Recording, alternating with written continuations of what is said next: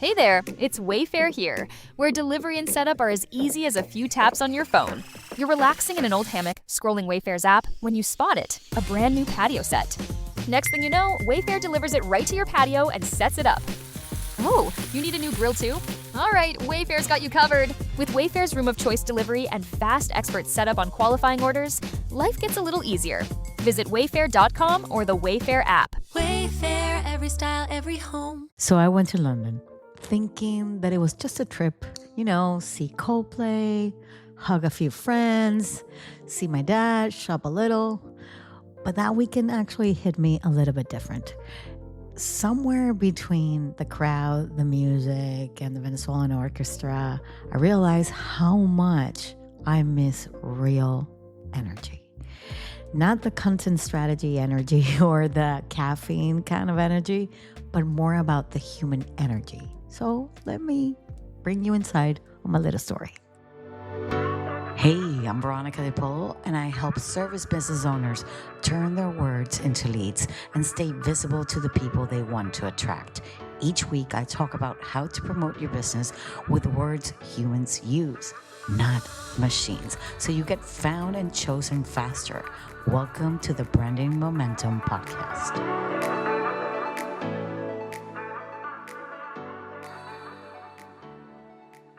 So, one of the reasons I went to London was to see my dad.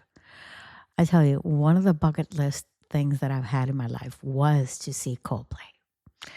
But it wasn't only about Coldplay. It was like a mixture of things that everything aligned and everything worked in that same trip, which was my dad being there because he's one of the founders of the Venezuelan orchestra.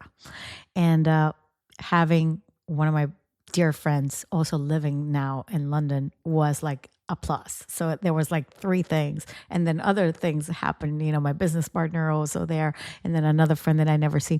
So being there in the O2 Stadium with more than 70,000 people, knowing that the Venezuelan orchestra had just played, and, it gives me goosebumps just to think about it, because everything that we went through, well, actually not we, they went through to do this. This concert was only imagined, like the Coldplay with the Venezuelan orchestra. I want you to understand. Chris Martin called Gustavo Dudamel like a month and a half before everything happened. And then the moment that they said, okay, let's go to the concert, let's do this, I want you to play for us. Great.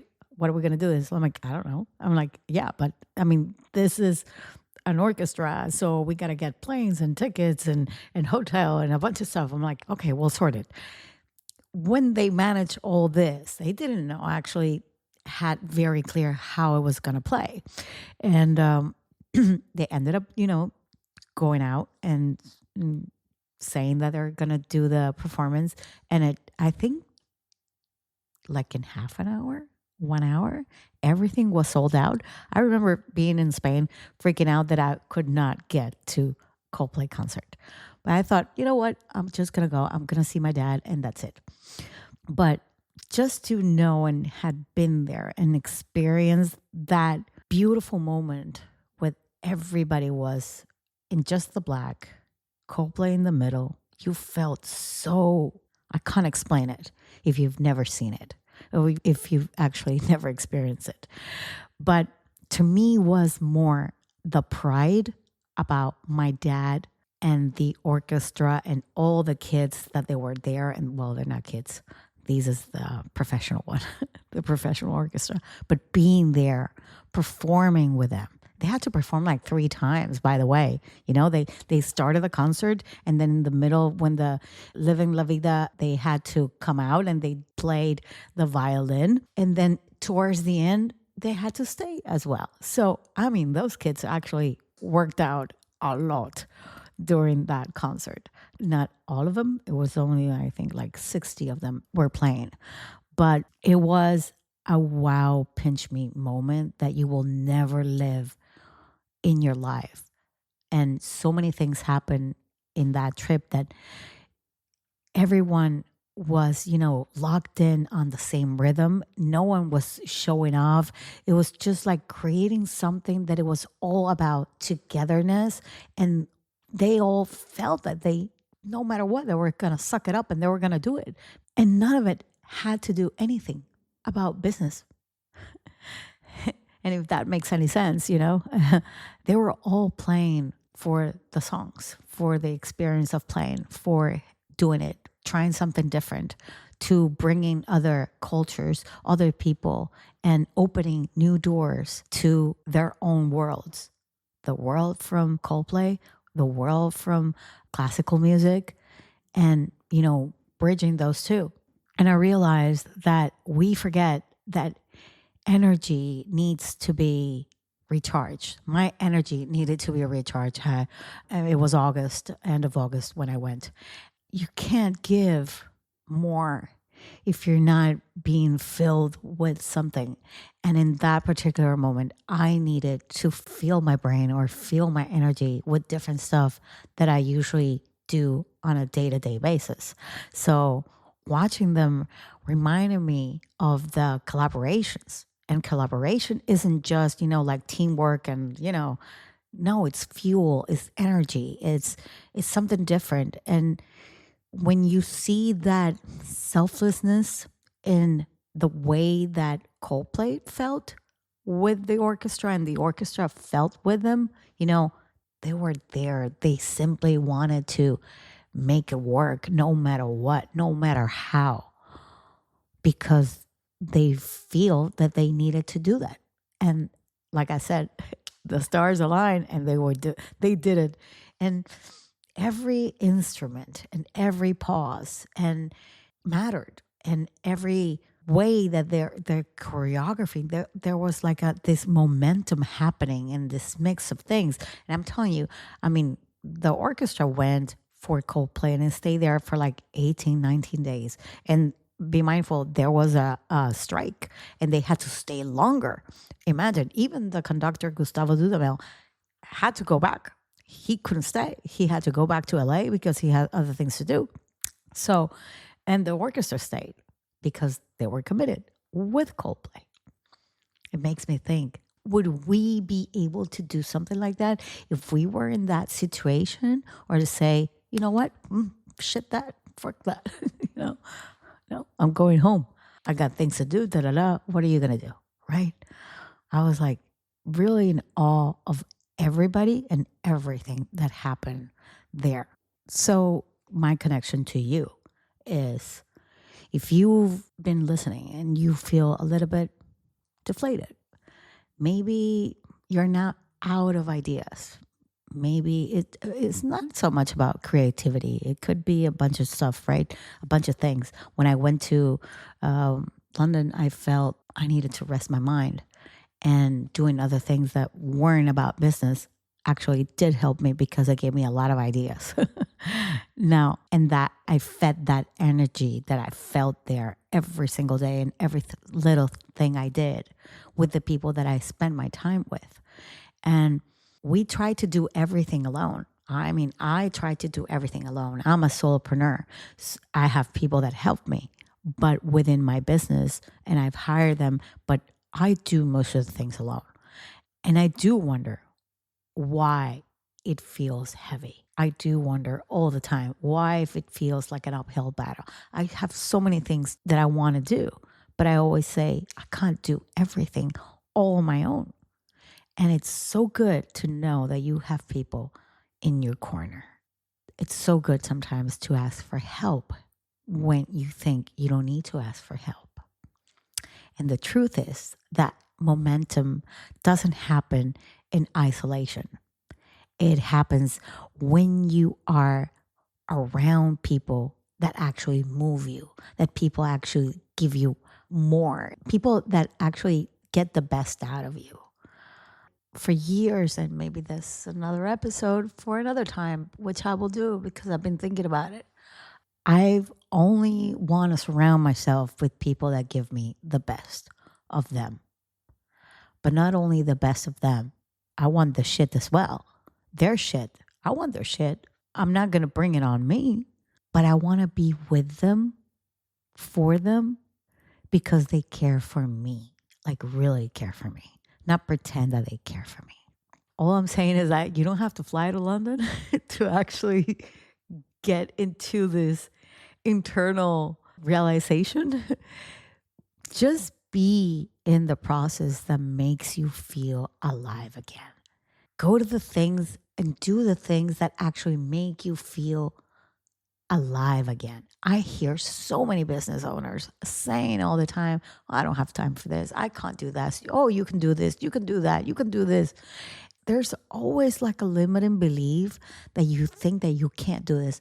Like I had a friend the other day, oh, no, you can't do this here in Italy because I'm like, really? Isn't there another way around? Isn't there another, I don't know, shortcut? Like, are you sure? Have you looked at everything?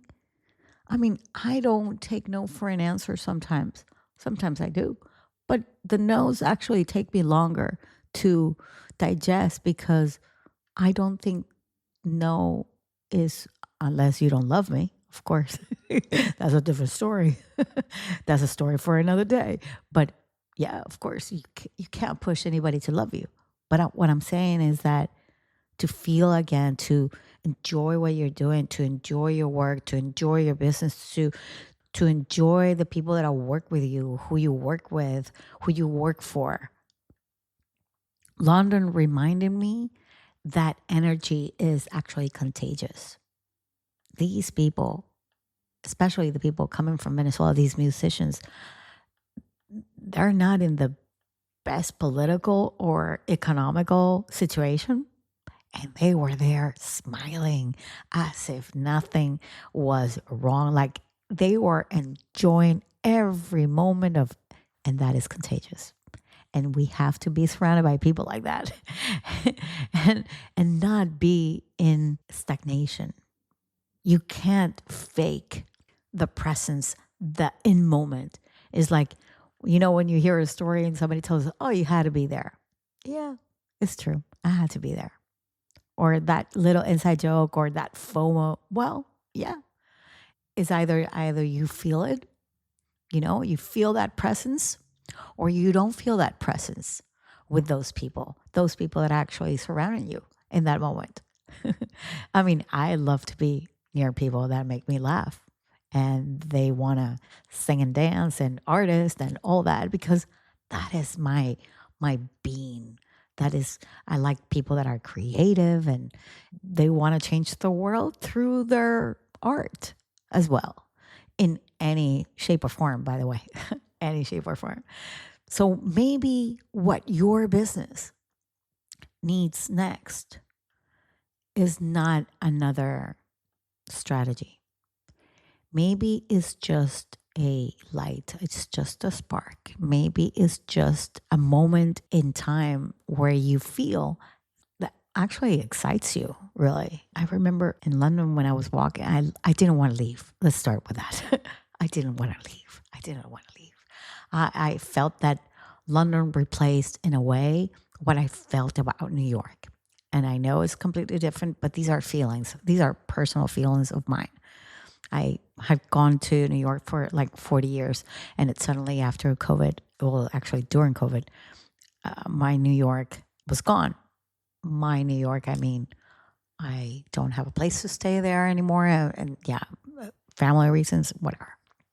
But so to me, London became like, oh my God, there's hope. Okay, there's another place in the world where I can go and be me and renew myself, because I always felt that in New York. I always got the best ideas and I always sang to myself, if you can make it there, you can make it anywhere. Yes, exactly. So I felt that same whole thing about London in my own little brain and stomach, really. As I'm saying it, I'm having little butterflies when I think about it. And it was beautiful. And it was actually beautiful. Maybe for you it's walking in the woods or going to the beach, or I don't know, having drinks with friends. Something, right? For me, living where I live, it's where it actually gives me the peace of mind for my business as well. Sometimes you have to get out of where you are so that you get those juices flowing. But still, I live in a place where I feel so comfortable and I see everybody feeling so good and people come in here so much that this place, my little piece of the corner of the world where I live, which is this little bubble called Moraira. Moraira has given me a lot of things where I want to share with everybody. And I'm starting to come up to the idea that I want to create something next year, like a retreat or a mastermind. I don't know the name, what it is, but I want to immerse ourselves here in a place where you can actually be you and get the best out of your marketing and understand everything that you don't understand, but grab it by the horns, but also reset your mindset and restart to ignite that spark that I said before. Anyway, I'm trying this kind of podcast episode. My people told me that I needed to do something like this to get a little bit more into your ear, more relatable maybe. I like it. I don't know why. I didn't mind it. If you enjoyed it, if you wanted me to talk about something in particular about me, I think I'm going to be doing this like once a month just to change things up and see how it goes. What's the reaction? I always feel that for the podcast, I always want to bring in business side. So it was hard for me to understand that I needed maybe to give more my point of view about other stuff that is not about business and marketing and messaging and AI and all these sort of things. Something a little bit more lighter or more personal or more, just like this. Anyway, if you liked it, let me know in the comments wherever you hear me or see me. And hopefully we can do a little bit more of this in 2026. I'm going to see you same time, same place next week.